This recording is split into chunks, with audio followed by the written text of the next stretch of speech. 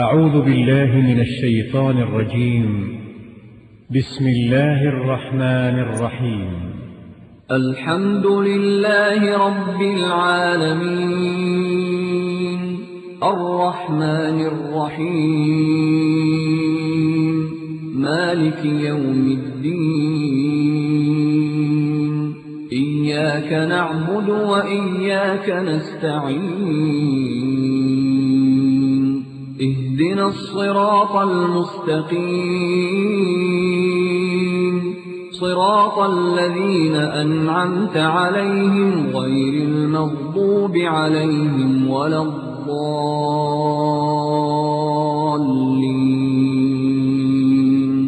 بسم الله الرحمن الرحيم.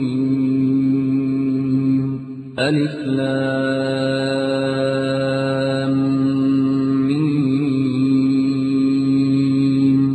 ذلك الكتاب لا ريب فيه هدى للمتقين الذين يؤمنون بالغيب ويقيمون الصلاة ومما رزقناهم ينفقون. بسم الله الرحمن الرحيم. طلع البدر علينا من ثنيات الوداع وجب الشكر علينا ما دعا.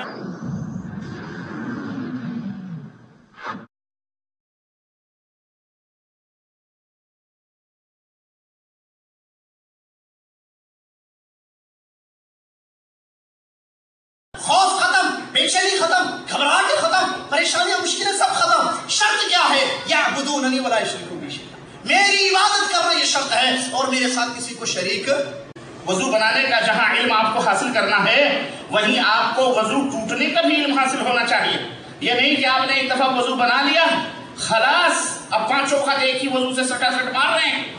اب وضو ٹوٹے حمام بس میں نے تو بنا لیا وضو بس.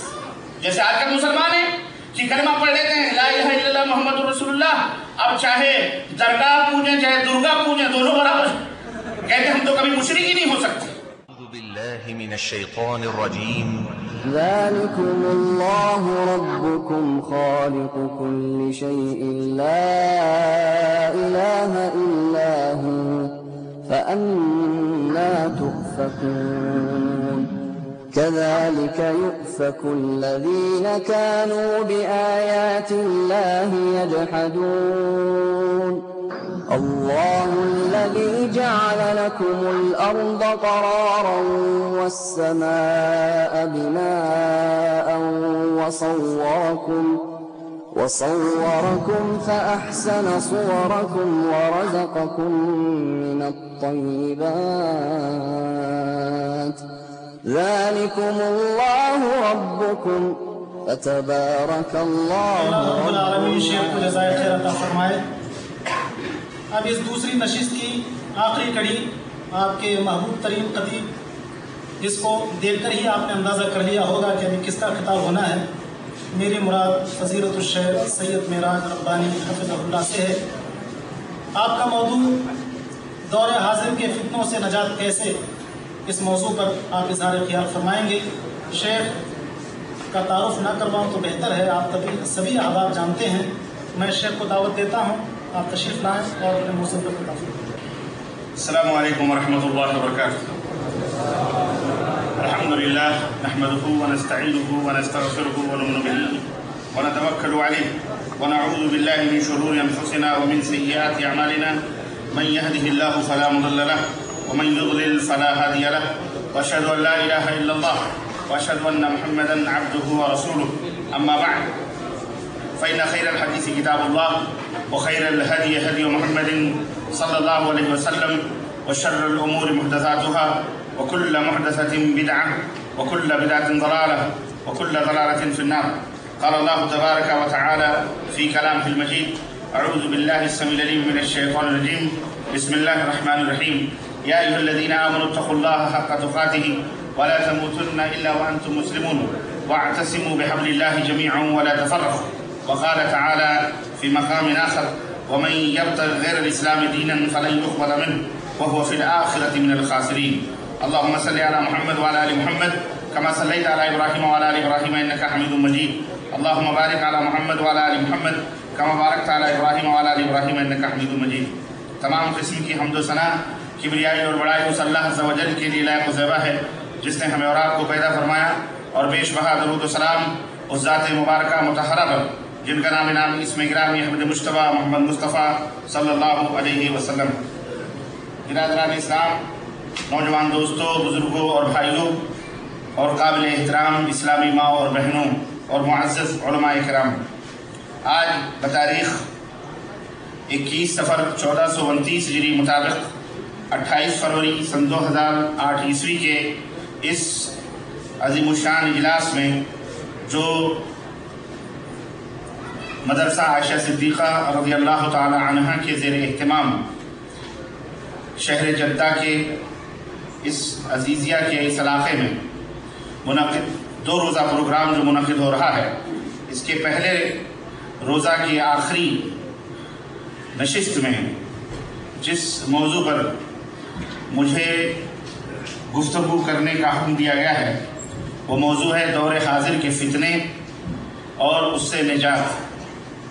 اللہ عز و جل سے دعا ہے کہ اللہ تبارک و تعالی مجھے اس مختصر سے وقت میں اپنے اس موضوع کے حق کو ادا کرنے کی توفیق عطا فرمائے اور اللہ تعالی ہم سب کی حاضری کو قبول فرمائے اور اس شدت کی گرمی میں آپ حضرات جو بیٹھ کر قربانیاں دے رہے ہیں، اللہ تعالی اس گرمی کے بدلے جہنم کی گرمی سے ہمیں نجات عطا فرمائے اور ہمیں جنت کی ٹھنڈی ہواؤں اور جنت کی باغ و بہار اور اس کی نعمتوں سے اللہ تبارک و تعالی مالا مال فرمائے. آمین یا رب العالمین.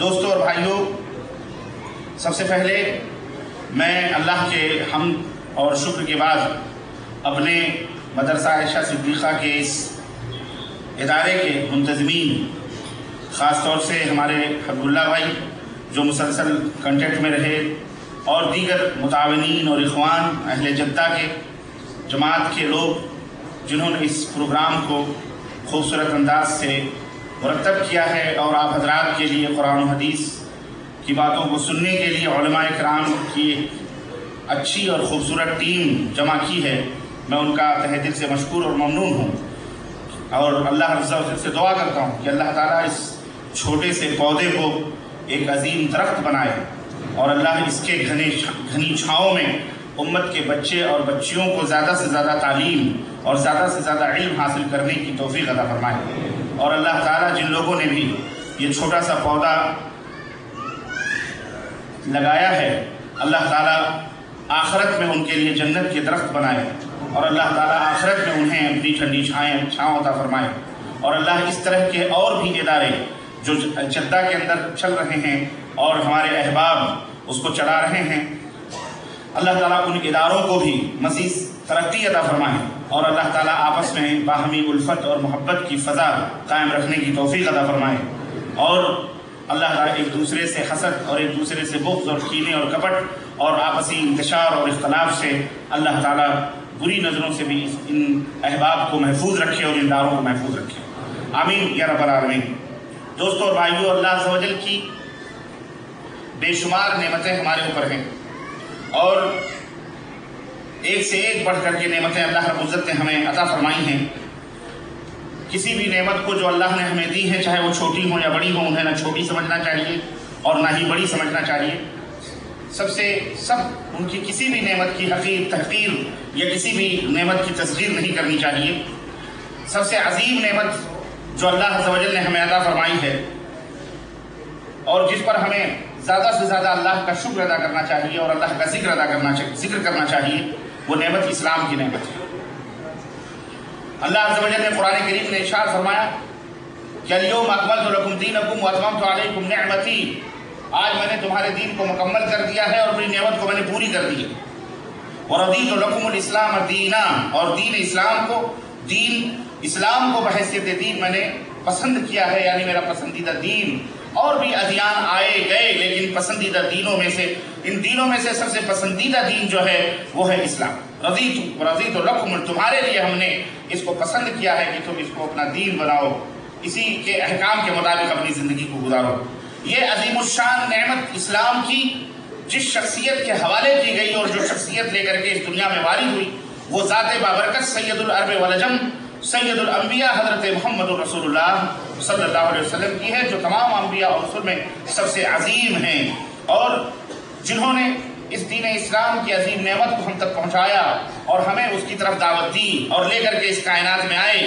اور اللہ عز و جل نے جن کے بارے میں فرمایا کہ لَقَدْ مَنَّ اللَّهُ عَلَى الْمُؤْمِنِينَ إِذْ بَعَثَ فِيهِمْ رَسُولًا مِّنْ أَنفُسِهِمْ يَتْلُو عَلَيْهِمْ آيَاتِهِ وَيُزَكِّيهِمْ وَيُعَلِّمُهُم الْكِتَابَ وَالْحِكْمَةَ وَإِن كَانُوا مِن قَبْلُ لَفِي ضَلَالٍ مُّبِينٍ۔ سورہ آل عمران آیت نمبر 164 کہ اللہ کا یہ احسان ہے، اللہ رب العزت نے یہ احسان فرمایا ہے مومنوں پر کہ اذ بعث فیہم رسولا من انفسہم، کہ انہی لوگوں میں سے، مومنوں میں سے، انہی لوگوں میں سے اللہ نے ایک رسول کو مبعوث فرمایا ہے، ایک پیغمبر بھیجا ہے، یتلو علیہم آیاتہ، جس کا عمل یہ ہے اور جس کا کردار یہ ہے اور جس کا مشغلہ یہ ہے کہ مومنوں کے اوپر وہ قرآن کی، اللہ کی آیتوں کی تلاوت کرتے ہیں، وَيُزَكِّيهِمْ، اور ان کا تزکیہ کرتے ہیں، انہیں پاک و صاف کرتے ہیں، وَيُعَلِّمُهُمُ الْكِتَابَ وَالْحِكْمَةَ، اور انہیں کتاب و حکمت کی تعلیم دیتے ہیں، وَإِن كَانُوا مِن قَبْلُ لَفِي ضَلَالٍ مُّبِينٍ، بھلے وہ اس سے پہلے کھلی ہوئی گمراہیوں میں تھے۔ تو یہ اللہ تبارک و تعالیٰ کا فضل اور اس کا احسان ہے کہ اس نے ہمیں اسلام کی نعمت عطا فرمائی، اور پھر اس اسلام کو سمجھانے کے لیے ہمیں سب سے عظیم ذات بابرکت جو اللہ کے بعد ہے، جو اللہ کے بعد ہے، حضرت محمد رسول اللہ صلی اللہ علیہ وسلم کو بحیثیت معلم کتاب و سنت، بحیثیت معلم کتاب و حکمت کے اللہ نے ہمارے لیے منتخب فرمایا۔ میرے عزیزوں، اس اسلام سے دور رکھنے کے لیے دنیا میں بہت ساری رکاوٹیں ہیں اور بہت سارے یوں سمجھیے اسپیڈ بریکرز ہیں، بہت ساری ایسی چیزیں ہیں، اسباب ہیں جو انسان کو اسلام سے دور رکھتی ہیں۔ اگر اہل اسلام، اگر صاحب اسلام ہیں، مسلمان ہیں، تو بہت ساری ایسی رکاوٹیں ہیں جو اس کو کمزور بنا دیتی ہیں، اور اگر وہ صاحب اسلام نہیں ہے، یعنی اہل اسلام میں سے نہیں ہے، کافر ہے، تو اس کے سامنے بھی بہت ساری ایسی رکاوٹیں ہوتی ہیں جو اسے دین اسلام میں داخل ہونے سے روکتی ہیں۔ دونوں چیزیں ہیں، مسلمان ہیں تب بھی رکاوٹیں ہیں کہ اس کے ایمان کو کمزور کرنے والی، اسے دین سے دور رکھنے والی، اور اس کے ایمان کی رسی کو ڈھیلی کرنے والی بہت ساری رکاوٹیں ہیں، اور بہت ساری رکاوٹیں غیر مسلموں کے لیے بھی ہیں جو اسے اسلام میں داخل ہونے سے روکتی ہیں۔ یہ دونوں چیزیں اس دنیا کے اندر موجود ہیں، اور یہ دنیا فتنوں کی آماج گاہ ہے، یہ دنیا فتنوں سے بھری ہوئی ہے، قدم قدم پر فتنے ہیں، قدم قدم پر رکاوٹیں ہیں، قدم قدم پر ابتلا ہیں، اور قدم قدم پر انسانوں کے لیے آزمائشیں ہیں۔ ایسی صورت میں انسان کے اوپر کیا چیز ضروری ہے اور کیا چیز واجب ہے؟ اس کے اوپر واجب یہ ہے کہ وہ ان حقیقتوں کو سمجھے اور ان فتنوں کے بارے میں خاص طور سے علم حاصل کرے، تاکہ وہ ان فتنوں سے بچ سکے، اس سے محفوظ رہ سکے، اس سے دور رہ سکے۔ آپ اپنے بچے کو کسی سفر میں بھیجتے ہیں یا اپنے کسی عزیز کو کسی جگہ روانہ کرتے ہیں، اور آپ کو ان راستوں کے صعوبتوں کا، مشقتوں کا، اور ان راستوں میں آنے والی مشکلات کا سامنا ہوا ہے، آپ کی زندگی میں آپ کو تجربہ ہوا ہے، تو جس کو آپ بھیج رہے ہیں اسے ضرور نصیحت کریں گے کہ بیٹا یا میرے بھائی، آپ اس راستے پہ جا رہے ہیں، یہاں یہ مصیبت آئے گی، یہاں یہ رکاوٹ آئے گی، یہاں یہ بریکرز ہیں، یہاں یہ پریشانیاں ہیں، یہاں تمہیں پانی نہیں ملے گا، اس لیے پانی پہلے سے لے لینا، یہاں فلانا محطہ نہیں ملے گا، یہاں فلانا وہ نہیں ملے گا، یہاں کوئی کھانے کی چیزیں نہیں ملے گی، اس لیے پوری تفصیلات آپ اسے بتا دیتے ہیں اور اچھائیاں بھی بتا دیتے ہیں۔ تو بعینی اسی طرح سے اللہ تبارک و تعالیٰ نے اس دنیا کے اندر جب ہمیں پیدا کیا تو ہمارے سامنے ہر چیز کھول کر کے رکھی۔ اللہ نے فتنے بھی بتائے ہیں، خیر بھی بتلائے ہیں، اللہ کے شر بھی بتلائے ہیں، اور کھول کھول کر کے ان کو بتلائے ہیں۔ اور یہ اس لیے اب یہاں پر اس لیے ضروری ہے کہ جو انسان اس دنیا کے اندر زندگی گزارتا ہے، چاہے وہ مسلمان ہو یا غیر مسلمان ہو، کہ وہ ان فتنوں سے آزمایا جائے گا۔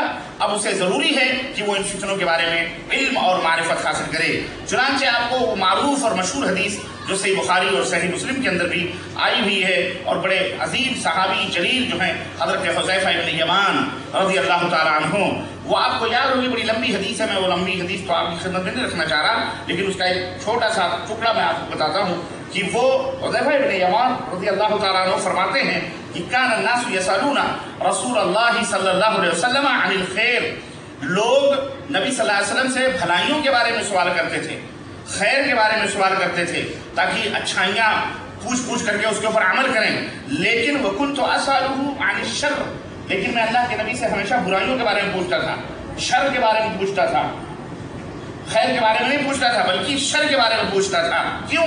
مخافةً ان اقع فیہ، اس بات سے اس بات سے خوف آتا تھا مجھے کہ کہیں میں ان برائیوں میں واقع نہ ہو جاؤں، پڑ نہ جاؤں، یعنی ان برائیوں میں واقع ہونے سے ڈر وہ چیز تھی جو مجھے پوچھنے پہ مجبور کرتی تھی، اور میں اللہ کے نبی صلی اللہ علیہ وسلم سے پوچھتا تھا کہ اللہ کے نبی برائی کیا ہے، یہ شر کیا ہے، اب کیا ہے، اب کیا ہے، اس کے بعد کیا ہے، اور کون کون سی برائیاں اس دنیا میں ہوں گی۔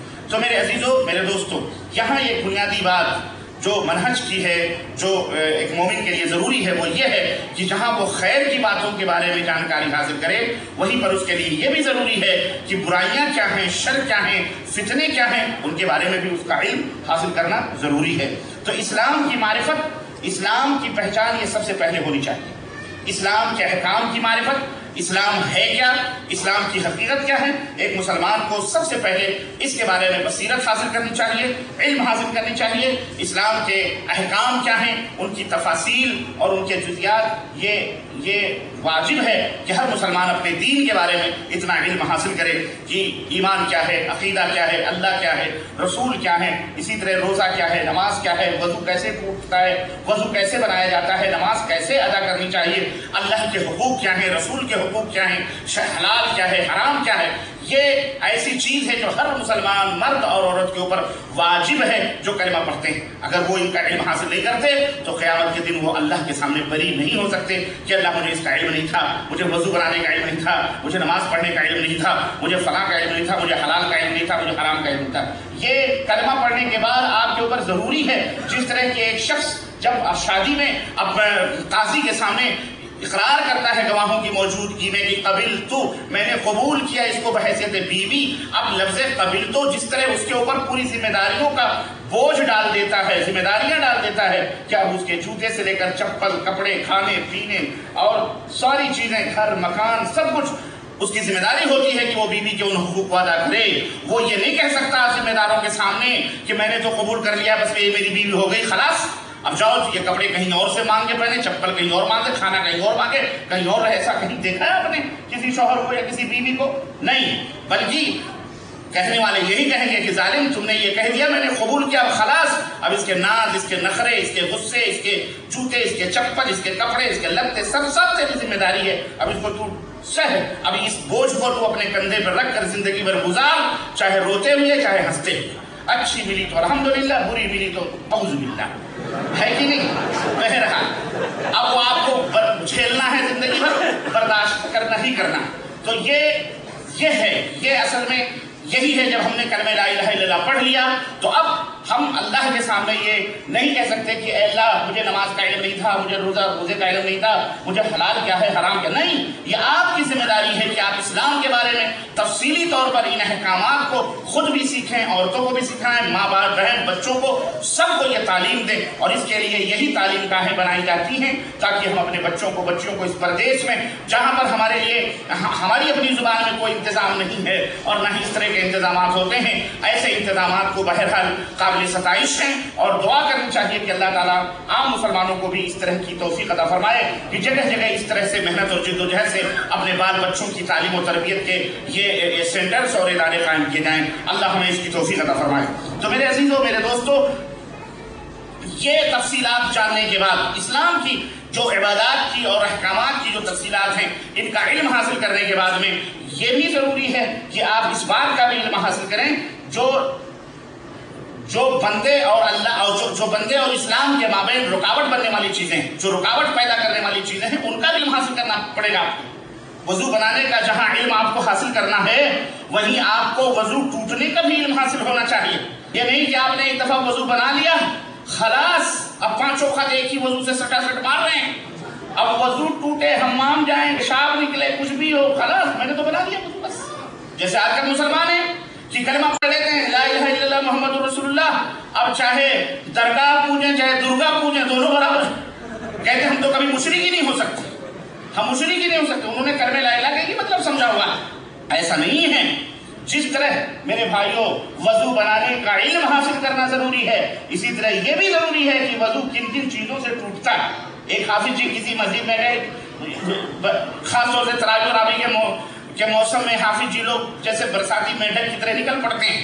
جب اور ٹرینوں میں سفر ٹوپیاں ٹوپیاں نظر آتی ہیں، ہزاروں میل کے سفر کرتے ہیں. کہاں جا رہے ہیں جناب علی؟ باقاعدہ میں اخباروں میں باقاعدہ جیسے گائے بکروں کی منڈیاں لگتی ہیں ایسے باقاعدہ وہاں اعلانات دیے جاتے ہیں آپ کو حافظ کی ضرورت ہے تو ہم سے رابطہ کریں، ہمارے پاس ایسے ایسے حافظ پارٹیز کے حافظ، کوئی حافظ انجن ہے، کوئی حافظ موٹر ہے، کوئی حافظ جہاز ہے، کوئی حافظ ٹرین ہے. بڑے بڑے یعلمون تعلمون والے آپ کو ملیں گے. وہ کوئی حافظ جی کسی مسجد میں گئے نماز پڑھانے، تراویح کی پڑھا پورے مہینے پڑھائی انہوں نے تراویح. اب جانے ہونے کا ہوا تو اب بیچارے انتظار کر رہے ہیں کہ کچھ یہ تحفے ملتے ہیں ہمارے یہاں باقاعدے. اب تو پہلے تو یہ ہوتا تھا بیچارے خاموش رہتے تھے، جیسے ہماری مائیں لڑکیاں خاموش رہتی تھی، غائب کھا جاتا تھا کہ بھائی ماں باپ نے جس کے سر مٹ دیا اسی کے ساتھ زندگی گزار دی لڑکی نے. لیکن آج کل لڑکیاں بول دیتی ہیں نہیں میں اس کے ساتھ نہیں شادی کروں گی، میں فلانے کے ساتھ شادی کروں گی تو بھاگ جاؤں گی استغفراللہ. اس طرح کی باتیں، یہ سب فتنے پیدا ہو گئے ہیں. یہ سب میڈیا نے اور خرافہ اور جو ہے حرام کرنے والوں نے لوگوں کو گمراہ کر دیا ہے. الغرض کہنے کا مطلب، لیکن آج کل حافظ جی لوگ جو ہے ایسے بھی ہیں باقاعدہ ڈیمانڈ کرتے ہیں. کتنا دیں گے آپ؟ 30,000 40,000. ہمارے یہاں ہندوستان میں صاحب ہیں ارے فلانی جگہ ہم کو 50,000 روپے ملتے ہیں، آپ کتنا دیں گے؟ باقاعدہ ڈیمانڈ کرتے ہیں. بہرحال میں کہتا ہوں ایسے لوگوں کے پیچھے نماز بھی جائز نہیں جو اس طرح کی ڈیمانڈ کر کے آپ کو آئیں. اور یہ بھی اصل میں یہ کسی عمل کا رد عمل ہوتا ہے، کسی ایکشن کا ریئیکشن ہوتا ہے. ہمارے اپنے کیا ہے بلا لیتے ہیں حافظ جی کو، 30 دن تراویح پڑھیں گے، اس کے بعد مسجد سے غائب. اب وہ بیچارہ کھانا کھا رہا ہے کہ ناشتہ کر رہا ہے کہ اس کے جانے کے سفریات کے اخراجات بھی ہیں، وہ دے نہ دیں کچھ نہیں پوچھنے تک نہیں آتے. اب حافظ جی نے پڑھا دیا، بیچارہ انتظار کر رہا ہے کہ اب آئے گا کچھ تو آئے نہیں. یہ بھی غلط ہے، یہ بھی غلط ہے. انہوں نے آپ کی خدمت کی ہے، اسلام کی خدمت کی ہے، لیکن ہر مسلمان کا یہ فرض بنتا ہے کہ اب انہیں عزت کے ساتھ جو کچھ بھی ہے 10 روپے 20 روپے 1000 2000 10,000 10 جوڑے کپڑے 5 جوڑے جو بھی ہے اللہ کے لیے ان کو رخصت کرو عزت کے ساتھ، کیا بھی جاؤ. المہم وہ بیچارہ حافظ جی مسجد میں پڑھا ہے، کوئی نہیں آیا پوچھنے کے لیے. کسی نے کہہ دیا کہ حافظ جی جائیے، کہنے لگے کہ ایسے چلا جاؤں، کہنے لگے جاؤ. اب تراویح ختم ہو گئی، رمضان ختم ہو گیا، عید ختم ہو گئی، اب کیوں بیٹھے ہو؟ تو بولے ہم نے جو تراویح پڑھائی تھی اس کا کچھ کہا آپ نے پڑھائی اللہ کے لیے، بات ختم. اب وہ جاتے جاتے اس نے کہا اچھا یہ بات، جاؤ گے میں نے ساری تراویح بے وضو پڑھائی تھی، میں نے ساری تراویح تمہاری بے وضو پڑھائی. جس طرح تم نے ہمارا بیڑا غرق کیا تمہاری نمازوں کا بیڑا بھی غرق. تو ایسے بھی نہیں. وضو کیسے ٹوٹتا ہے؟ ایمان اسلام. آپ کیا سمجھتے ہیں اسلام کوئی فولاد ہے؟ کیا آپ کے سینے کے اندر آ گیا، آپ نے کلمہ لا الہ الا اللہ پڑھ لیا، بات ختم، اب کبھی یہ ٹوٹنے والا نہیں ہے؟ نہیں، اسلام سینے سے ایسے نکلتا ہے، اللہ اکبر، کوئی بم نہیں پھٹتا. اللہ کے رسول صلی اللہ علیہ وسلم کی حدیثیں آ رہی ہیں، ایسے ایسے فتنے ہیں کہ آدمی اپنی زبان سے ایسا کلمہ کہہ دیتا ہے جو اس کے نزدیک بہت ہی سہل ہوتا ہے، لیکن اللہ کے نزدیک اتنا عظیم ہوتا ہے کہ وہ اسلام سے باہر ہو جاتا ہے، اس کو پتہ بھی نہیں چلتا ہے. اس لیے اللہ سے ڈرتے رہو. اور امام حسن بصری رحمۃ اللہ علیہ ان کا قول ہے، وہ فرماتے ہیں کہ ایمان لانے کے بعد ایمان کی حفاظت کرنا یہ ایک مومن کی علامت ہے، اور ایمان لانے کے بعد ایمان سے بے خوف ہو جانا یہ منافق کی علامت ہے. نہیں سمجھ آئی؟ ایمان لانے کے بعد ایمان کی فکر کرنا، اس کے حفاظت کے لیے 24 گھنٹے فکر کرنا، سوچنا کہ کہیں اس کا ایمان ضائع تو نہیں ہو گیا، کہیں اس کا ایمان جا تو نہیں رہا ہے، کہیں اس کا ایمان. یہ ایک مومن کی علامت ہے. لیکن ایمان لانے کے بعد میں ایمان سے بے خوف ہو جانا یہ ایک منافق کی علامت ہے. وہ منافق جو اپنے ایمان سے بے خوف ہو گیا، اس کی وہ ضائع نہیں ہوگا، کچھ نہیں ہوگا، ہم ایمان لے آئے بات ختم. نہیں. اس لیے اللہ سے ڈرتے رہیے. اور اس سلسلے میں اور جو ہے علم حاصل کیجئے کہ کس طرح سے اسلام ہمارے سینوں سے نکلتا ہے، اسلام کیسے ٹوٹتا ہے، کیا ہے نواقض اسلام، کن کن چیزوں سے انسان اسلام سے باہر ہو جاتا ہے، کن کن چیزوں سے نماز باطل ہو جاتی ہے، کن کن چیزوں سے وضو ٹوٹ جاتا ہے۔ اسی طرح سے میرے عزیزو، اسلام کے احکامات سیکھنے کے بعد آپ کے لیے یہ بھی ضروری ہے کہ وہ کون سے آفات اور بلیات اور وہ کون سے عوارض اور وہ کون سی رکاوٹیں اور وہ کون سے صوارف اور کون سی ایسی برگشتہ کر دینے والی چیزیں ہیں، وہ کون سے فتنے ہیں جن فتنوں سے ہم اگر ملوث ہو گئے تو ہم اسلام سے باہر ہو جائیں گے، ان کا بھی علم حاصل کرنا ضروری ہے تاکہ آپ جو ہے نفع اور نقصان کا علم حاصل کر سکیں، اپنے اور فائدہ اٹھا سکیں اور برائیوں سے بچ سکیں۔ اور انسان اگر نقصان کو نہیں جانتا اور ضرر پہنچانے والی چیزوں سے اس کو علم نہیں ہے اور نہ ہی اس کے بارے میں علم حاصل کرتا تو یقیناً وہ بیمار ہو سکتا ہے، مریض ہو سکتا ہے۔ اسی لیے اللہ تبارک و تعالیٰ نے ہمیں قرآن کریم میں اس بات کی نصیحت کی ہے کہ یا ایھا الذین آمنوا اتقوا اللہ، اے وہ لوگوں جو ایمان لائے ہو اللہ سے ڈرو حق تقاتہ، جیسا کہ ڈرنے کا حق ہے، ولا تموتن الا وانتم مسلمون، اور جب تم مرو تو تم اس حال میں مرو کہ تم مسلمان، یعنی تمہیں مسلمان آخری لمحے تک رہنا، وفات پانے تک تمہیں مسلمان رہنا، یہ نہیں کہ بس کلمہ پڑھ لیا بس، نہیں، آخری وقت تک تمہیں مسلمان رہنا۔ اور یقیناً اس میں کوئی شک نہیں کہ اسلام پر باقی رکھنے والی اگر کوئی ذات ہے تو صرف اللہ تعالیٰ، اللہ ہی ہمیں اسلام میں باقی رکھ سکتا ہے، ہمارے اپنے بس میں کچھ بھی نہیں، اللہ سبحانہ تعالیٰ کی توفیق ہوگی تو ہم اسلام پر باقی رہ سکتے ہیں، اور مرنے تک ہم اسلام پر باقی رہ سکتے ہیں۔ اور اگر اللہ کی توفیق نہیں ہوگی تو پھر ہم ایسا نہیں ہو سکتا ہے، ہم بیچ میں گمراہ بھی ہو سکتے ہیں۔ تو اللہ کی توفیق، لیکن اس کا معنی یہ نہیں ہے کہ پھر ہم بے خوف ہو جائیں کہ اللہ ہمیں باقی رکھے گا، ہم جب تک موت تک مسلمان رہیں گے، نہیں، اس کا معنی یہ ہے کہ ہم ان اسباب کو اپنائیں جو مرنے تک ہمیں مسلمان رکھیں، ان اسباب کو ہم اپنائیں جو آخری سانسوں تک ہمیں اسلام پر قائم و دائم رکھنے والی ہیں اور ہمیں شر اور فتنے سے بچانے والی ہیں۔ اور جب ہم اسباب اپنا لیں، اسباب لے لیں تاکہ ہم اسلام میں مضبوط رہیں، تو پھر اللہ رب العزت پہ بھروسہ کریں، اللہ تعالیٰ خود ہی اپنے فضل اور اس نے کرم سے اپنی نعمتوں کو ہمارے اوپر پوری فرمانے والا ہے، اور ہمیں آخری وقت تک اسلام پر انشاءاللہ تعالیٰ اللہ باقی رکھنے والا ہوگا۔ لیکن ضروری ہے کہ ہم اسباب کو اپنائیں، اور جب ہم اپنے اسباب کو اپنا لیں گے اور ہم اس میں جد و جہد کریں گے، کوشش کریں گے، تو نجات اللہ کے ہاتھ میں ہے، اللہ ضرور نجات دینے والا ہے۔ کیوں؟ اللہ رب العزت جانتا ہے کہ میرا بندہ اسباب کو اپنائے ہوئے ہے اسلام پر ڈٹنے کے لیے، کیوں؟ تاکہ وہ برائیوں میں نہ جا سکے، جہنم میں نہ جا سکے، مجھ سے ڈرتا ہے، خوف کرتا ہے، تو اللہ تعالیٰ سے جو ڈرتا ہے، اللہ تعالیٰ سے جو خوف کرتا ہے، اللہ تعالیٰ اس کی حفاظت فرماتا ہے اور اسے آخری وقت تک اللہ تعالیٰ خاتمہ بالخیر رکھتا ہے اور آخری وقت تک اسے اسلام پہ قائم دائم رکھتا ہے۔ لیکن جب اللہ یہ دیکھتا ہے کہ میرا بندہ مجھ سے اعراض کر رہا ہے، میری آیتوں سے اعراض کر رہا ہے، منہ موڑ رہا ہے، یا اس کو خیر اور بھلائی کے اندر کوئی رغبت نہیں ہے، وہ شر کو پسند کر رہا ہے، برائیوں کی طرف مائل ہو رہا ہے، تو اللہ بھی اس کو اسی راہ پہ چھوڑ دیتا ہے، چلو کوئی بات نہیں۔ کیوں؟ یہ بھی اللہ کا عدل ہے اور یہ سزا ہے اس کے لیے۔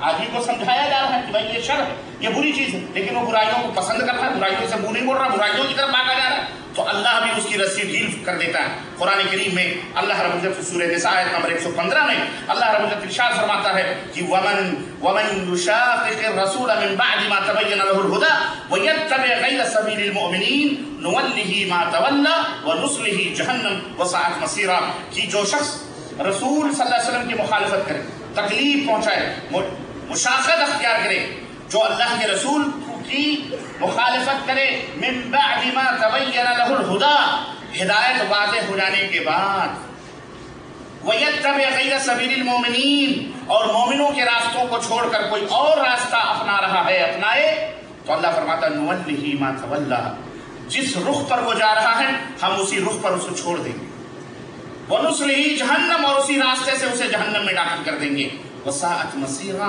اور جہنم کتنا برا ٹھکانا ہے، جہنم کتنا برا۔ اس لیے میرے عزیزو، اگر کوئی شر کی طرف جا رہا ہے تو یہ نہ سوچے کہ وہ جنت میں جا رہا ہے، اسے ڈرنا چاہیے کہ کہیں ایسا تو نہیں کہ اللہ مجھے سزا دے رہا ہے، مجھے برائیاں اچھی لگ رہی ہیں، مجھے غلط صحبتیں اچھی لگ رہی ہیں، مجھے فتنے اچھے لگ رہے ہیں، مجھے میری نظروں میں بڑی اچھی لگ رہی ہیں برائیاں، اس لیے ہم بڑھتے جا رہے ہیں۔ یہ ہر انسان کو سوچنا چاہیے کہ ایسا تو نہیں کہ اللہ کا عذاب ہے اور میں مروں جہنم میں جاؤں، اللہ اکبر، اس لیے ڈرنا چاہیے۔ کیوں؟ اگر آپ خیر چاہتے ہیں، بھلائی چاہتے ہیں، اللہ کی اطاعت و بندگی کی طرف آپ کی رغبت اور چاہت اور خواہش ہے تو اللہ تعالیٰ واقعی اسی راستے سے آپ کو جنت میں داخل کرے گا۔ لیکن اگر آپ کو برائیاں اچھی لگ رہی ہیں، برائیاں محبوب ہیں، عزیز ہیں، تو یاد رکھو ٹھکانا ایسا نہ ہو کہ کہیں جو ہے خاتمہ بالخیر کے بجائے خاتمہ بالسوء ہو، برائیوں کے اوپر خاتمہ ہو اور جہنم آپ کا مقدر ہو۔ اللہ تعالیٰ ہمیں جہنم سے محفوظ رکھے، آمین یا رب العالمین۔ تو میرے عزیزو، ہر بندے کے لیے ضروری ہے کہ وہ اللہ کے رسول صلی اللہ علیہ وسلم کی اطاعت و پیروی کے ساتھ وہ مومنین کے راہوں کی بھی اطاعت و پیروی کرے، ورنہ سزا کے طور پر اگر وہ اس سے منہ موڑے گا تو وہ جہنم کا شکار ہو سکتا ہے۔ فتنہ کا معنی کیا ہے؟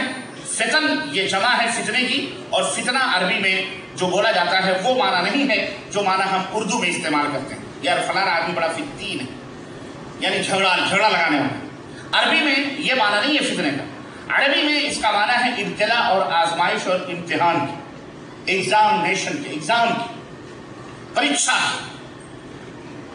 کی، ابتلا کی، آزمائش کی، اس کو کہتے ہیں فتنہ عربی میں، اور اس کی جمع ہے فتن۔ یہ فتنے جو پیدا ہوئے ہیں یا جو پیدا کیے جاتے ہیں یا جو ہیں، اس کے بڑے فائدے ہیں۔ یہ اللہ تبارک و تعالیٰ دو چیزوں کے لیے اس کا استعمال ہوتا ہے۔ ایک تو یہ کہ ایمان، اپنے ایمان میں بندہ سچا ہے یا جھوٹا ہے، اس کا پتہ لگتا ہے۔ جب بندہ فتنے میں ابتلا آزمائش اس کی ہوتی ہے تو اس سے پتہ لگتا ہے کہ بندہ مومن ہے یا منافق ہے۔ اس لیے یہ فتنے اللہ تبارک تعالیٰ بندوں کو فتنوں کے اندر ڈالتا ہے۔ چنانچہ اللہ رب العزت نے قرآن کریم کے اندر ارشاد فرمایا کہ وَمِنَ النَّاسِ مَن يَقُولُ آمَنَّا بِاللَّهِ، لوگوں میں کچھ ایسے بھی ہیں جو کہتے ہیں کہ ہم اللہ کے اوپر ایمان لائے، ہم اللہ کے اوپر ایمان لاتے ہیں۔ فَإِذَا أُوذِيَ فِي اللَّهِ، پھر جب اللہ کے اوپر ایمان لا کر اللہ کے راستے میں کسی اذیت کا، کسی مصیبت کا انہیں سامنا ہوتا ہے، کسی پریشانی میں مبتلا ہوتے ہیں، جَعَلَ فِتْنَةَ النَّاسِ كَعَذَابِ اللَّهِ، تو وہ لوگوں کے فتنے کو، لوگوں کی آزمائشوں کو اللہ کے عذاب کی طرح تصور کرتے ہیں۔ ارے نہیں، یہ اللہ کا عذاب آ گیا ہے، تو پھر کیا کرتے ہیں؟ پھر وہاں سرنڈر ہو جاتے ہیں، پھر وہ اللہ کے اوپر سے ایمان چھوڑ کر، لوگوں کے فتنوں سے ڈر کر، وہ انہی کی ہاں میں ہاں ملا کر انہی کی راہوں میں معصیت اور گناہ اور برائیوں کے اندر دوڑ پڑتے ہیں۔ وہ ثابت قدم نہیں رہتے، وہ صبر نہیں کرتے۔ حالانکہ اسے چاہیے کہ اگر اللہ کی راہوں میں لوگ اذیتیں پہنچا رہے ہیں تو اور اس کو ٹھوس بننا چاہیے، مضبوط بننا چاہیے، ثابت قدم رہنا چاہیے۔ کیوں؟ اس لیے کہ لوگوں کے فتنے اور اللہ کے عذاب میں بہت فرق ہے۔ اللہ کے عذاب میں اور لوگوں کے فتنے میں بہت فرق ہے۔ لوگوں کا فتنہ اللہ کے عذاب کی طرح نہیں ہو سکتا ہے۔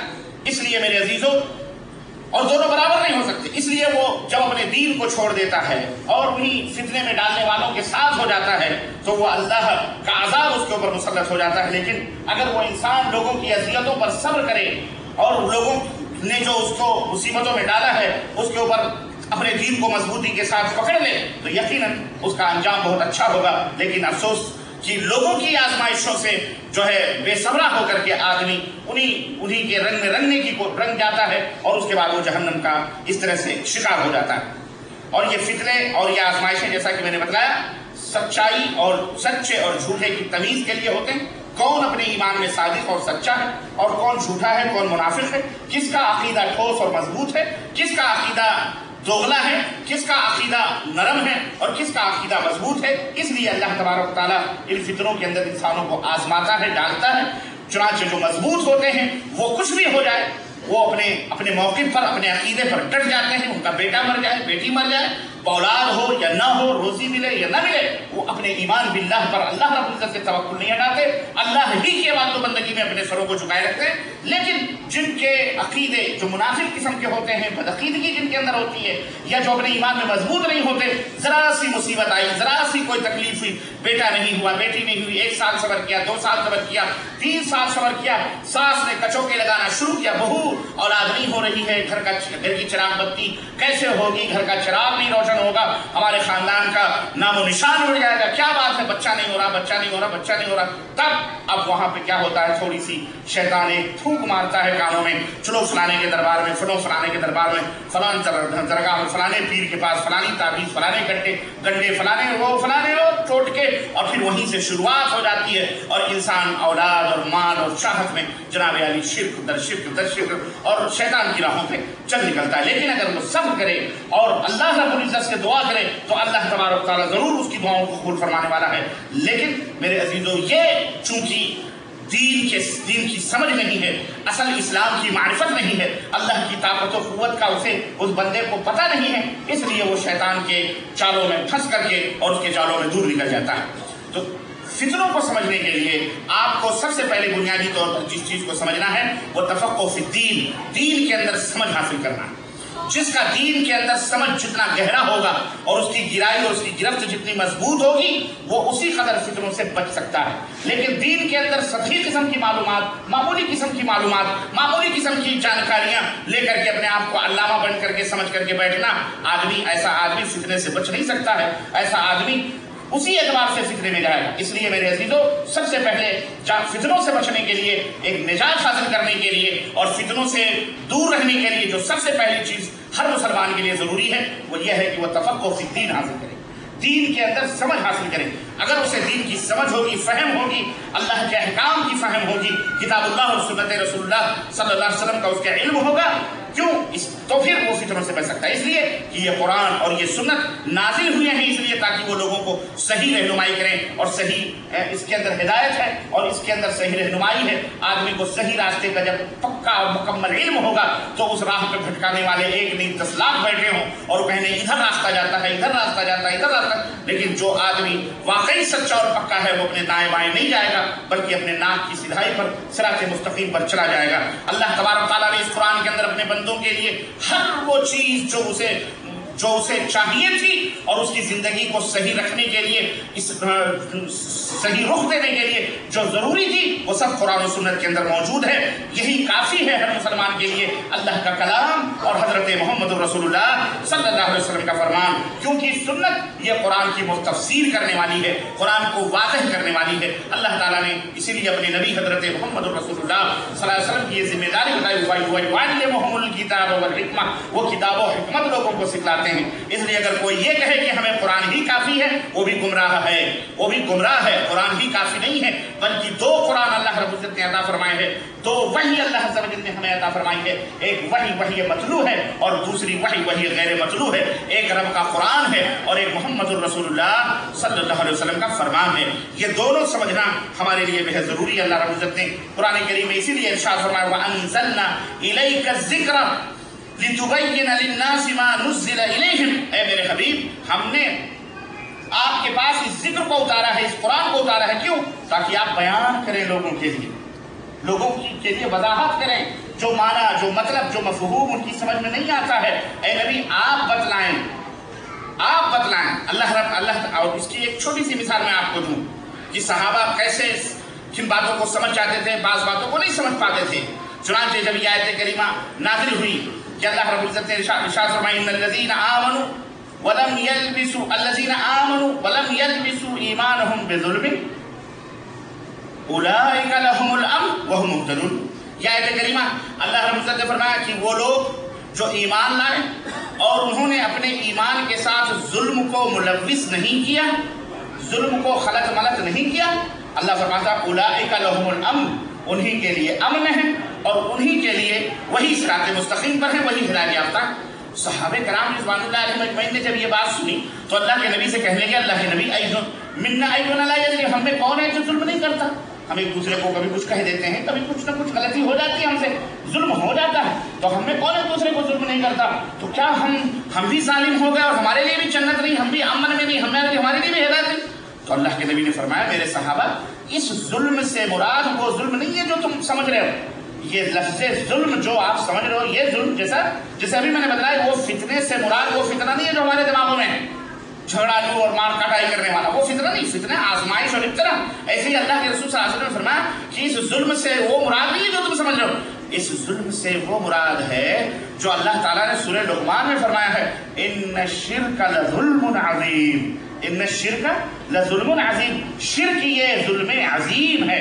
تو یہ ظلم شرک ہے، یعنی جو آدمی ایمان لائے اور اپنے ایمان کو ظلم سے نہ ملائے، یعنی شرک نہ کرے، مشرک نہ ہو، ذرہ برابر بھی اپنے ایمان میں شرک کی ملاوٹ نہ رکھے، اللہ فرماتا ہے انہی کے لیے امن ہے اور وہی ہدایت یافتہ ہے۔ بات فرق تو عرض کرنے کا مطلب یہ ہے کہ یہ اللہ کے رسول نے سمجھایا۔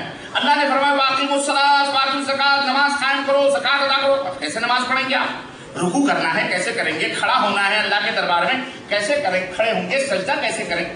ہے کہ نہیں؟ یہ تبیین، یہ وضاحت کہاں سے آئے گی؟ یہ وضاحت حضرت محمد الرسول اللہ صلی اللہ علیہ وسلم فرمائیں گے۔ اللہ نے فرمایا روزہ رکھو، کیسے روزہ رکھنا ہے؟ کیا کیا چیزیں ہیں جو روزے کو توڑتی ہیں؟ کیا کیا چیزیں ہیں جس سے روزہ جو ہے برقرار رہتا ہے؟ کیسے ہمیں حج کرنا ہے؟ کیسے ہمیں زکات دینی ہے؟ کن کن چیزوں میں زکات ہے، کن کن چیزوں میں زکات نہیں ہے؟ یہ پوری تفصیلات اللہ کی عبادت و بندگی کی کہاں سے ملے گی؟ یہ حضرت محمد الرسول اللہ صلی اللہ علیہ وسلم سے ملے گی۔ تو اللہ نے تو رسول جو ہے یہ مبین ہیں، یہ بیان کرنے والے ہیں، مبلغ ہیں، اللہ کی باتوں کی تشریح کرنے والے مفسر ہیں اس قرآن کریم کی۔ اسی لیے اللہ نے فرمایا کہ ہم نے اس ذکر کو اتارا ہے تاکہ آپ لوگوں کو وضاحت کریں۔ تو میرے عزیزوں، اللہ کے نبی خیر اور شر دونوں کے راستوں کو آپ صلی اللہ علیہ وسلم نے بتلایا ہے۔ تو دین کے اندر تفقہ حاصل کرنا، مطلب تفقہ کا مطلب فقہ حاصل کرنا۔ فقہ کا مطلب یہ نہیں ہے وہ فقہی موشگافیاں جو ہمارے ملکوں میں مسندیں توڑ کر کے مولوی لوگ بیان کرتے ہیں، اور اختلافات فلانے کا قول ڈھکانے کا قول، یہ مذہب وہ مذہب، یہ فقہ ہے، یہ فقہ نہیں، یہ تو لوگوں نے اپنے تئیں بیان کر لیا، اختیار کر لیا۔ تفقہ فی الدین، دین کی سمجھ حاصل کرنا، حلال کیا ہے، حرام کیا ہے، شرک کیا ہے، بدعات کیا ہے، خرافات کیا ہے، وضو کیا ہے، نماز کیا ہے، اللہ کیا ہے، رسول کیا ہے، قرآن کیا ہے، ان کے حقوق کیا ہیں، ماں باپ کے حقوق کیا ہیں، والدین کے حقوق کیا ہیں، پڑوسیوں کے حقوق کیا ہیں، بیوی کے حقوق کیا ہیں، بچوں کے حقوق کیا ہیں، استاد کے حقوق کیا ہیں، علماء کے حقوق کیا ہیں، آپ کے پوری دنیا میں جہاں رہتے ہیں ان کے حقوق کیا ہیں، حیوانات کے حقوق کیا ہیں، جانوروں کے حقوق، تمام سب چیزوں کا علم، یہ ہے تفقہ فی الدین۔ آپ کیسے اللہ کے قریبی بندے بن سکتے ہیں، آپ کیسے اللہ کی نظر میں محبوب بن سکتے ہیں، آپ کیسے جنت حاصل کر سکتے ہیں، آپ اپنے آپ کو کیسے جہنم سے بچا سکتے ہیں، یہ ہے تفقہ فی الدین، یہ ہے۔ ورنہ آدمی کہے نہیں ہمیں تو دین کی سمجھ ہی نہیں آتی، جیسا کہ آج بہت سارے لوگ کہتے تھے بھائی آپ بھی سمجھے، کہتے تھے کہ ہمیں قرآن حدیث سمجھ میں نہیں آتی، تو یہ سمجھ لو یہ بڑا بدنصیب والا جڑا ہوا آدمی ہے، کٹا ہوا آدمی ہے، کیونکہ جسے قرآن کی سمجھ نہ آئے، جسے حدیث کی سمجھ نہ آئے، وہ نہایت ہی بدنصیب آدمی ہے۔ کیوں؟ اللہ رب العزت، اللہ کے رسول صلی اللہ علیہ وسلم نے فرمایا کہ من یرید اللہ بہ خیرا یفقہہ فی الدین، اس کی مد ماری گئی ہے، اگر اسے دین سمجھ میں نہیں آتا تو گویا کہ اللہ اس کے ساتھ خیر نہیں چاہتا، یہ جہنم میں جانے والا ہے، یہ گیا کام سے۔ جسے دین سمجھ میں نہ آئے اسے سمجھو وہ گیا کام سے، وہ جہنم میں جانے والا ہے۔ کیوں؟ خیر اگر اللہ چاہتا اس کے ساتھ تو اسے دین کی سمجھ عطا فرماتا، اسے دین کی سمجھ عطا فرماتا، وہ سمجھتا دین کیا ہے، اسلام کیا ہے۔ اگر وہ کہہ رہے ہمیں کیا معلوم، دین تم کیا سمجھو، فقیہوں نے سمجھ لیا۔ ارے فقہ کا مطلب وہ اقوال رجال یاد کرنا نہیں ہے، فقہ کا مطلب کہ امام شافعی کا قول یہ ہے، امام مالک کا قول ہے، امام ابو حنیفہ کا قول ہے، امام اوزاعی کا قول ہے، امام فلانی کا قول، یہ فقہ آج مانی گئی، اس کو فقہ کہا جاتا ہے۔ یہ فقہ نہیں ہے، یہ فقہ نہیں ہے۔ فقہ وہ ہے جو قرآن و حدیث سمجھنے کو فقہ کہتے ہیں، اللہ اس کے رسول کی باتوں کو سمجھنا یہ فقہ ہے۔ اللہ اس کے رسول کی باتوں کو سمجھنا کیا ہے؟ یہ فقہ ہے۔ جو اللہ رسول کی باتوں کو نہ سمجھے وہ فقیہ کہے گا۔ سمجھے بات آئی کہ نہیں آئی؟ تو میرے عزیزو، اللہ اگر آپ کے ساتھ بھلائی چاہتا، اللہ جس کے ساتھ بھلائی چاہتا ہے اسے دین کی فقہ عطا فرماتا ہے، دین کی سمجھ عطا فرماتا ہے، اسے سمجھ میں آتا ہے۔ اسی لیے آپ دیکھ لو کہ بہت سارے ایسے دندناتے بھی اپنے آپ کو فقیہ کہنے والے نظر آئیں گے، جو اپنے آپ کو فقیہ بھی کہیں گے، شیخ الحدیث بھی کہیں گے، قبروں پہ سجدے بھی کرتے ہوئے نظر آئیں گے۔ آپ فقیہ بھی کہیں گے، خانقاہوں میں بیٹھ کے حقو کے نعرے بھی لگاتے ہوئے نظر آئیں۔ فقیہ بھی کہیں گے، بدعتی بھی ہوگا، اپنے آپ کو شیخ الحدیث بھی کہیں گے، مشرک بھی ہے۔ وہ کہے گا شیخ الحدیث، وہ کہے گا فقیہ، وہ کہے گا بھیا معلم، اور کہے گا وہ جو ہے عالم۔ जिसे शिर्क समझ में ना आए, बिदअत समझ ना आए, जिसे अकीदा ना मालूम हो, वो कहेगा फकीह, वो कहेगा आलिम, वो सबसे बड़ा जाहिल है। वरना अगर आलिम ही कहना था तो अबू जहल अबुल हकम अपने आप को कहलाता था मक्के के अंदर, उसको खिताब मिला था, लक़ब मिला था अबुल हकम। कोई भी फैसला जब तक वो कलम न चलाता वो फैसला नहीं माना जाता, हिकमतों का बाप। लेकिन उसे कुरान समझ में ना आया, हदीस समझ में ना आई, उसे तौहीद की बात समझ में ना आई, अल्लाह के रसूल ने उसे अबू जहल कहा, अबू जहल, ये जाहिलों का। तो जिसे अकीदा समझ में ना आए वो भी समझ लो। तो मेरे अजीजों, फ़िक़्ह फ़ी दीन का मतलब ये नहीं है कि आदमी पूरे अक़वाले रिजाल हिफ्ज़ करे तब वो फ़क़ीह होता, नहीं। दीन की समझ, हलाल क्या है, हराम क्या है, नमाज कैसे पढ़नी चाहिए, वज़ू कैसे टूट, ये है फ़िक़्ह, ये है दीन की समझ। ये अल्लाह रब्बुल, ये इसके हासिल करने से खैर क्या है, शर क्या है, अपने आप को आप जन्नती कैसे बना सकते हैं, अपने आप को जहन्नम से कैसे बचा सकते हैं, ये है दीन की समझ। इसका इल्म हासिल करना हर मुसलमान के लिए ज़रूरी है, और ये है ज़रूरी ताकि आप फितनों से बच सकें। और अल्लाह तबारक व तआला ने हमें हुक्म दिया है कि हम दीन की समझ हासिल करें हर बंदे के लिए, चाहे मर्द हो या औरत हो। कोई जहालत का उज़्र नहीं कर सकता अकीदे और अमल के बारे में कि हम तो जाहिल हैं, हमको तो पता ही नहीं। ठीक है, जितना उसको इल्म ज़रूरी है उतना इल्म हासिल करना ज़रूरी है। और जो लोग नहीं समझते दीन को, अल्लाह ने उनकी मजम्मत फरमाई है और उनकी बुराई फरमाई है। चुनांचे अल्लाह ने फरमाया, फलौला नफर मिन कुल्लि फ़िरक़तिन मिनहुम ताइफ़तुन लियतफ़क़्क़हू फ़िद्दीन। जहाद में जा रहे हैं, फी सबीलिल्लाह, जहाद में। अल्लाह ने कहा नहीं, सबको जाने की जरूरत नहीं है। क्यों नहीं? एक गिरोह, एक जमात इनमें से बैठती निकल के आती और बैठ करके वो तफ़क़्क़ुह फ़िद्दीन हासिल करें। इनमें से एक गिरोह रखो कौम के अंदर, बाकी एक जमात को, ताकि वो दीन की समझ हासिल करें। और जब वो अपनी कौमों में लौटें तो वो उन्हें नसीहत करें, ताकि वो अल्लाह से डरें। तो अल्लाह रब्बुल इज़्ज़त ने तारीफ फरमाई है कि ऐ लोगों, अपने अंदर एक गिरोह ऐसा रखो जो दीन की समझ और तफ़क़्क़ुह फ़ी दीन हासिल करें। क्यों? ताकि लोगों को अल्लाह से डराएं, जहन्नम से डराएं और लोगों को जन्नत की तरफ राग़िब करें। और अल्लाह रब्बुल इज़्ज़त ने जो लोग दीन नहीं समझते उनको मुनाफिक करार दिया है कि वो मुनाफिक हैं जो अल्लाह के अहकाम को नहीं समझते। मेरे अजीजों, मेरे दोस्तों और भाइयों, फितने बहुत ज़्यादा हैं। मैं एक एक नाम लेकर के अगर उन फितनों को शुमार करूं तो मेरे लिए वक्त नाकाफी होगा।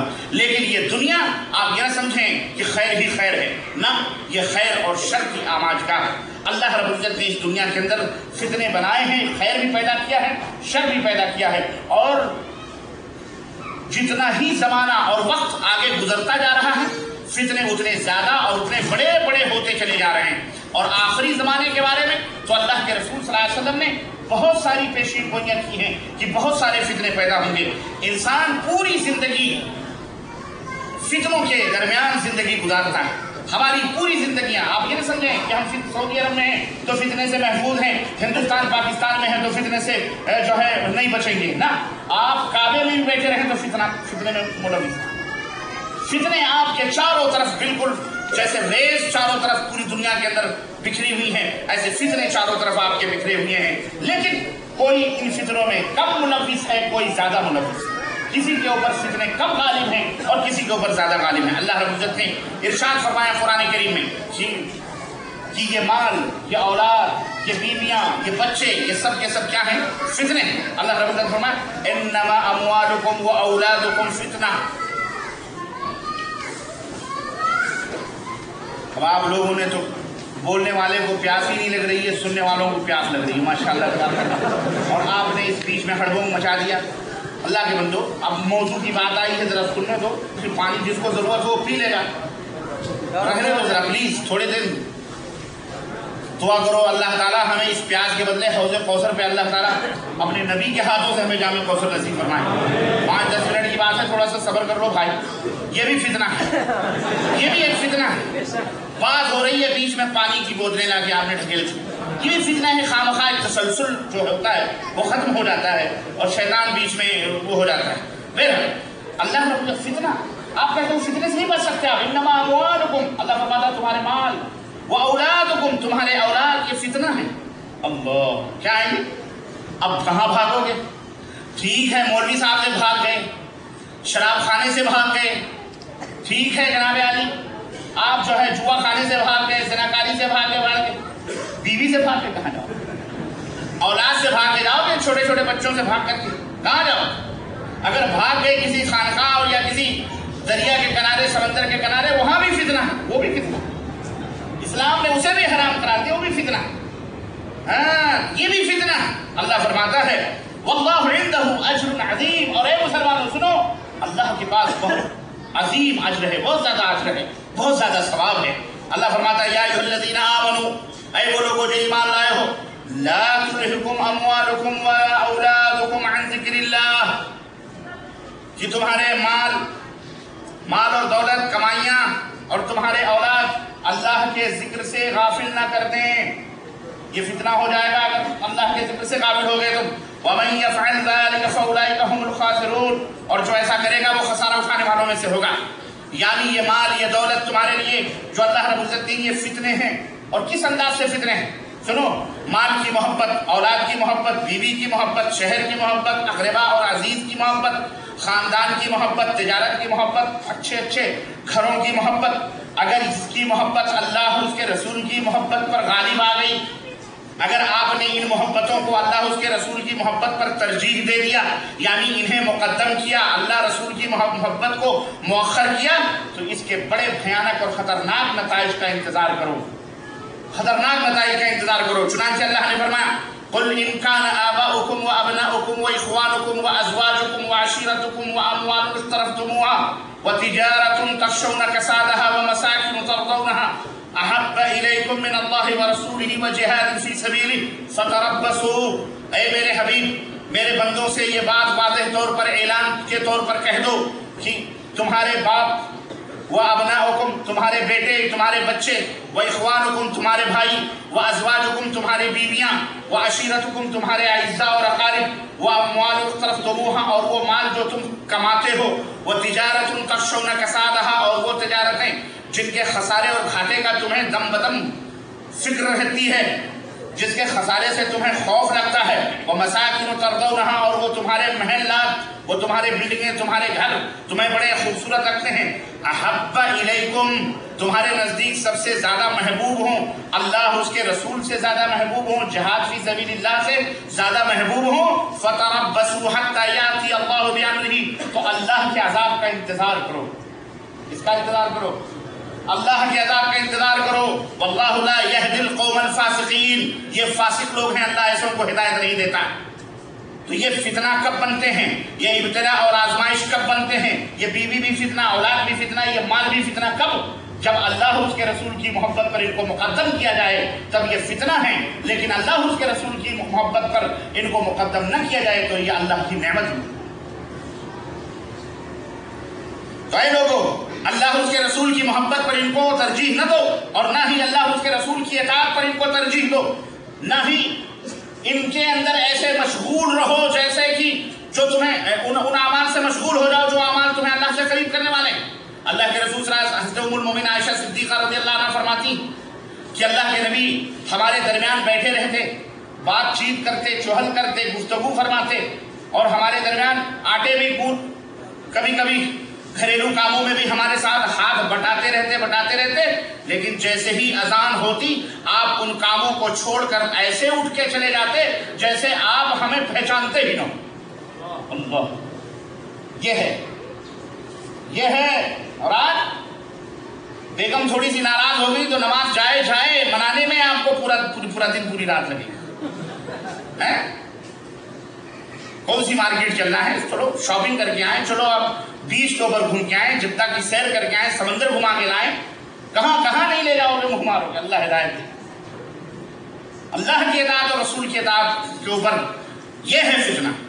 اولاد، مال کے حصول میں نماز نہیں، عبادت نہیں، کچھ بھی نہیں، یہ ہے فتنہ، یہ فتنہ ہے۔ اگر یہ ہے تو سنو، انتظار کرو اللہ کے عذاب کا، اللہ ایک دن چھین لے گا، اور اپنوں کو زیادہ سزا ملتی ہے غیروں کے مقابلے میں۔ آپ کا اپنا بیٹا غلط کرے، آپ 10 تماچے ماریں گے، دوسرے کا پرائے کا بیٹا ہو کان ایڈ کر کے بھگا دیں گے، آپ کہیں گے جان دو یہ ہمارا بیٹا، ہمارا بچہ تھوڑی، یہ پرائے کا ہے، جا اپنے ماں باپ کے پاس، لیکن اپنے بیٹے کو 10 تھپڑ ماریں گے کھینچ کر کے۔ آپ مومن ہیں، آپ اللہ کے بندے، اپنے آپ کی اپنی نسبت اللہ کی طرف کرتے ہیں، اس لیے اللہ آپ کی گرفت زیادہ کرے گا بنسبت ان کافروں کے، جو یہود ہیں، جو نصارہ ہیں، جو غیر مسلمین ہیں۔ ان کے لیے تو یہی ہے کہ وَنُمْلِي لَهُمْ قیدی متین ہم نے تو ان کے لیے ڈھیلی کر دی ہے رسی، وہ جا رہے ہیں سرکشی میں، اور فرعون کے باپ بنتے جا رہے ہیں، ان کے لیے تو عذاب ہے، جہنم کا انتظار ہے ان کی۔ لیکن آپ کے اوپر چھڑکیاں، آپ کے اوپر آپ مار زیادہ کھا رہے ہیں، آپ زیادہ ذلیل ہو رہے ہیں، رسوا ہو رہے ہیں۔ اس کی وجہ یہ ہے کہ آپ اپنی نسبت اسلام کی طرف کر رہے ہیں، اللہ کی طرف کر رہے ہیں، آپ اللہ کی طرف نسبت کر رہے ہیں۔ اللہ نہیں چاہتا کہ خود بدنام ہو، اس کا دین بدنام ہو، اور ہماری وجہ سے اگر اللہ اس کے رسول اور اس کا دین بدنام ہوگا، یاد رکھو ہمیں عزت کبھی نہیں مل سکتی۔ اس لیے میرے عزیزوں میرے دوستو، اللہ نے فرمایا یا ایھا الذین آمنوا ان من ازواجکم واولادکم عدوا لکم۔ اللہ اکبر۔ فتنہ ہی نہیں بلکہ اللہ فرماتا ہے تمہارے بعض بیویاں اور تمہاری بعض اولاد تمہارے لیے بدترین دشمن ہیں۔ بیویاں بھی دشمن، اولاد بھی دشمن۔ فاحذروہم، تو ان سے بچتے رہو، ان سے ڈرو۔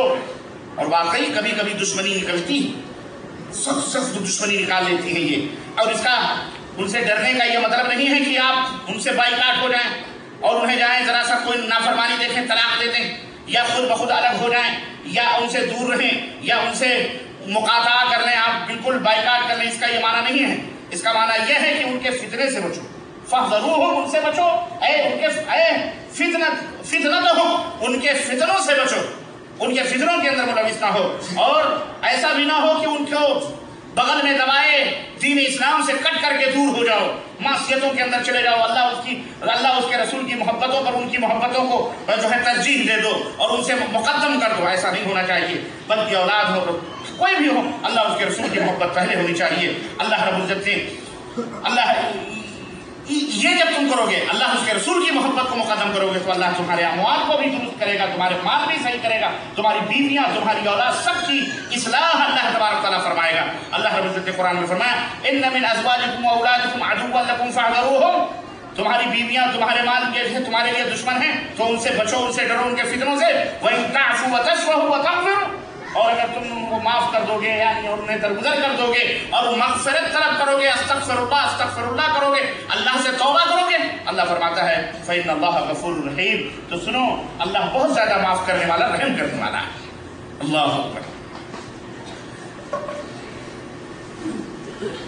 ہر مسلمان کے اوپر ایسے جب موقف فتنوں کے آئیں تو اس کے لیے ضروری ہے کہ وہ واتقوا اللہ ما استطعتم کو اپنے سامنے رکھتے ہوئے اپنے طاقت بھر اللہ سے ڈر اپنے دلوں کے اندر پیدا کرو، اپنی طاقت بھر اللہ سے ڈرو۔ لا یکلف اللہ نفسا الا وسعہا، اللہ تعالیٰ اس کی طاقت سے زیادہ اسے مکلف نہیں بناتا، تو اس کو چاہیے کہ وہ اللہ سے ڈرے طاقت بھر، اور اپنی بیوی اپنے بچوں کی محبتوں کو اور اللہ کی محبتیں جب دونوں ٹکرائیں تو ان میں اللہ اور رسول کی محبت کو مقدم کرے اور بیوی اور بچوں کی محبتوں کو کیا کرے، مؤخر کرے، تو اللہ اس کے بیوی بچوں میں سب میں برکت عطا فرمائے گا اور اس کی زندگی خوشحال بنا دے گا۔ لیکن جو لوگ اللہ اس کے رسول کی محبت کو مؤخر کرتے ہیں پیچھے کر کے، اور بیوی اور بچے اور مال و دولت کی محبت کو مقدم کرتے ہیں، یاد رکھو وہ کبھی خوش نہیں رہ سکتے، وہ کبھی خوش نہیں رہ سکتے، انہیں کبھی چین اور سکون کی نیند نصیب نہیں ہوگی۔ میرے عزیزو یاد رکھو خیر بھی فتنہ ہے، شر بھی فتنہ ہے، صرف برائی بھی فتنہ ہے اور بھلائی بھی فتنہ ہے۔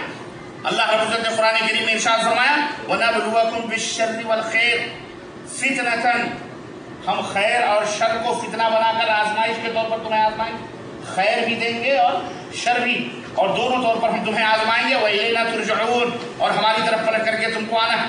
خیر کیا ہے؟ خیر یہ ہے کہ اللہ آپ کو مال و دولت سے نواز دے، آپ کی کھیتیاں ہری بھری کر کے آپ کو باغ اور کیا کہتے ہیں گلستان عطا فرما دے، اللہ عظیم عظیم نعمتیں، بڑی بڑی نعمتیں، بیوی بچوں کی، گھر کی، گاڑیوں کی، سب کی نعمتیں۔ خیر یہی ہے کہ اللہ آدمی یہی خیر سمجھتا ہے، مال و دولت کی ریل پیل ہے، گاڑیاں ہیں، موٹر ہیں، نوکر ہیں، بیویاں ہیں، خوبصورت اور حسین و جمیل بچے ہیں، سب کچھ اللہ رب العزت نے آپ کو، یہ خیر ہے، یہ بھی فتنہ ہے۔ اور شر کیا ہے؟ شر جیسے کہ بھوک ہے، قحط سالی ہے، پالا پڑا، برف باری ہوئی، کھیتیاں برباد ہو گئی، سوکھا پڑ گیا، چٹیل میدان ہو گئے، لہلہاتے ہوئے درخت گھاس بھوس کی طرح جل گئے، گھر نہیں، فقر و فاقہ، غربت، بیماری، یہ بیماری وہ بیماری، ہزاروں قسم کی بیماریوں کے اندر ملوث ہو گئے جناب عالی، یہ شر ہے۔ تو اللہ تبارک و تعالیٰ یہ بھی فتنہ ہے، اور انسان کے اوپر یہ دونوں چیزیں آتی ہیں، اللہ خیر بھی دے کر کے آزماتا ہے اور اللہ شر میں بھی مبتلا کر کے آدمی کو آزماتا ہے۔ چنانچہ اللہ فرماتا ہے وَنَبْلُوَكُمْ بِالشَّرِّ وَالْخَيْرِ فِتْنَةً، ہم شر اور خیر دونوں دے کر کے فتنے کے طور پر ہم تمہیں آزمائیں گے۔ وَإِلَيْنَا تُرْجَعُونَ، ہماری طرف پلٹ کر کے تمہیں آنا ہے۔ اس لیے طاعت اور معصیت، اطاعت اور نافرمانی، یہ دونوں فتنہ ہیں۔ ہر انسان کو حکم دیا گیا ہے کہ وہ اطاعت و فرمانبرداری کرے، اور ہر انسان کو یہ حکم دیا گیا ہے کہ وہ برائیوں سے بچے۔ اگر اس کے سامنے اللہ کی اطاعت و فرمانبرداری آتی ہے اور دوسری مثلا نماز کا وقت آتا ہے، عبادت و بندگی کا وقت آتا ہے، ایک طرف نماز اور اطاعت و بندگی کا پکار رہے ہیں وہ، ایک طرف وہ اور دوسری طرف اسے کھانے پینے اور لذتیں اور شہوت رانیوں کی طرف کی آگ لگی ہوئی ہے، اور وہ آواز دے رہے ہیں۔ اب ان دونوں چیزوں میں اسے کدھر جانا ہے؟ اللہ کی اطاعت و بندگی کی طرف جانا ہے یا معصیت کی طرف جانا ہے؟ یہ فتنہ اس کے سامنے ہے۔ اس آدمی کو چاہیے کہ اگر وہ خیر چاہتا ہے، اپنے آخرت کی بھلائی چاہتا ہے، تو شر کی طرف نہ جائے بلکہ اللہ کی اطاعت و بندگی کی طرف جائے، اس کو مقدم کرے، اس کو پہلے کرے اور شر سے بچنے کی کوشش کرے۔ اللہ رب العزت نے اسی لیے یہ امتحان کے طور پر ان دونوں کو رکھا ہے۔ آدمی کے لیے بھی فتنہ ہوتا ہے، بعض آدمی کے لیے فتنہ ہوتے ہیں، اور ان آدمیوں میں بھی بعض اللہ رب العزت مومنوں کو کافروں کے ساتھ آزماتا ہے، اور اسی طرح مومنوں کو مومنوں کے ساتھ بھی آزماتا ہے۔ دونوں مومن کے لیے بھی فتنہ ہوتا ہے، ہر قدم پر فتنہ، جیسا کہ میں نے بتایا چاروں طرف ہماری زندگی فتنوں کے اندر گزرتی ہے۔ بعض کے لیے مومن منافق کے ساتھ کبھی کبھی آزمایا جاتا ہے، کبھی کبھی مومن کے ساتھ آزمایا جاتا ہے، اور یہ پورے طور پر قرآن کریم کے اندر اللہ رب العزت کے جو ہے موجود ہے۔ آدمی کو چاہیے کہ جب وہ سمجھ جائے یہ فتنہ ہے تو وہاں صبر کرے، وہاں صبر سے کام لے۔ مومن اور مسلمان کافروں کے ساتھ، اپنے دشمنوں کے ساتھ، منافقوں کے ساتھ، نافرمانوں کے ساتھ آزمایا جاتا ہے، تاکہ اللہ رب العزت یہ جانے اور اسے وہ جو ہے وہ اسے مطلب یہ واضح ہو کہ یہ شخص واقعی طور پر پکا مومن اور واقعی طور پر یہ اللہ رب العزت کا حقیقی بندہ ہے۔ اور اس کا ایسے موقع پر میرے عزیزوں، میرے دوستوں، اسی طرح سے آدمی غریبی اور امیری دے کر کے دونوں طرف پہ آزمایا جاتا ہے۔ اللہ رب العزت نے فرمایا كَذَلِكَ فَتَنَّا بَعْضَهُم بِبَعْضٍ لِيَقُولُوا أَهَٰؤُلَاءِ مَنَّ اللَّهُ عَلَيْهِم مِّن بَيْنِنَا أَلَيْسَ اللَّهُ بِأَعْلَمَ بِالشَّاكِرِينَ، کہ ہم نے بعض کو بعض پر آزمایا، بعض کو بعض کے ذریعے سے آزمایا، تاکہ لوگ یہ کہیں کہ یہی وہ لوگ ہیں جن کو اللہ تعالیٰ نے منتخب فرمایا ہے، احسان فرمایا ہے، یہی وہ لوگ ہیں غریب، غربا، فقیر۔ کیا اللہ فرماتا علیہ اللہ بیعلم بالشاکرین، کیا اللہ شکر گزار بندوں کو نہیں جانتا؟ یہ کس نے کہا تھا؟ یہ مسلمانوں کے اندر جو فقیر لوگ تھے، غریب غربا تھے، کافروں نے کیا کہا؟ ارے یہ غریب یہی لوگ ہیں جن کے اوپر اللہ نے اپنے رحم و کرم کی برکت برسائی ہے، اور انہیں یہ دعویٰ کرتے ہیں کہ ہم اللہ کے محبوب بندے ہیں اور اللہ کے بڑے چہیتے ہیں۔ یہ فقیر فقراء ہمارے غلام، اللہ اکبر، جن کے ہاتھوں میں کچھ بھی نہیں، یہ چلے ہیں، ہمارے پاس مال ہے، ہمارے پاس کرسی ہے، ہمارے پاس ہم سردار ہیں، قبیلے کے سردار ہیں، قوم کے سردار ہیں، مال و دولت۔ یہ لوگ ہم سے بلندی کا دعویٰ کرتے ہیں، چھوٹے چھوٹے لوگ، چھوٹے چھوٹے تعداد میں ہیں، ہم تو اتنے بڑے تعداد میں، ہماری تعداد اتنی ہے، ہماری یہ ہے، ہماری وہ ہے، دنیا بھر کے اس طرح سے تانے دیتے ہیں۔ جبکہ اللہ فرماتا ہے کہ اگر فقیر ہے، شکر گزار ہے، اللہ کا محبوب بندہ ہے، اللہ کی اطاعت کا فرمانبردار، اس مالدار سے کہیں زیادہ اچھا ہے، کیونکہ اللہ کا نافرمان بندہ ہے، اللہ یہ کہہ کر اس سے بھی آزماتا ہے۔ اس طرح سے لوگوں نے جب اس طرح کی باتیں کری تو اللہ تبارک و تعالیٰ نے انہیں جواب دیا اور انہیں بتایا کہ ہم یہ آزمائش کے طور پر ہم نے اس کو رکھا ہے، اور یہ فتنہ ہے۔ آدمی کو چاہیے کہ ان تمام سب چیزوں سے بچے۔ اگر وہ امیر ہے تو بھی اللہ کی اطاعت و فرمانبرداری کرے، اور اگر غریب ہے تو یہ نہ کہے کہ یہ غریب ہے، یہی ہدایت یافتہ ہے، اس کو ٹھکرا دے اور کہتے نہیں اس کی بات نہیں سنیں گے، یہ ایسا ہے ویسا ہے، ویسا دنیا میں اللہ تعالیٰ ہمیں اس شر سے محفوظ رکھے۔ اسی طرح سے اس دنیا میں سب سے بڑا فتنہ، جہاں یہ تمام سب فتنے قرآن کریم میں ذکر ہیں، وہیں ایک بہت بڑا فتنہ مسلمانوں کے درمیان آپسی اختلافات اور آپسی انتشار کا بھی ہے۔ اختلاف اور انتشار کا ظہور، جماعتیں، تنظیمیں، تحریکیں، یہ بھی بڑے فتنوں میں آتی ہیں، اور جن کے بارے میں اللہ کے رسول صلی اللہ علیہ وسلم نے خبر دی تھی۔ حضرت عباد بن ساریہ رضی اللہ تعالیٰ عنہ کی وہ حدیث یاد کرو جس میں کہتے ہیں کہ اللہ کے نبی صلی اللہ علیہ وسلم نے ہمیں ایک دفعہ واعظ و نصیحت کی، اور ایسی واعظ و نصیحت کی کہ ذرفت منہ العیون، ہماری آنکھیں ڈبا گئی آنکھوں سے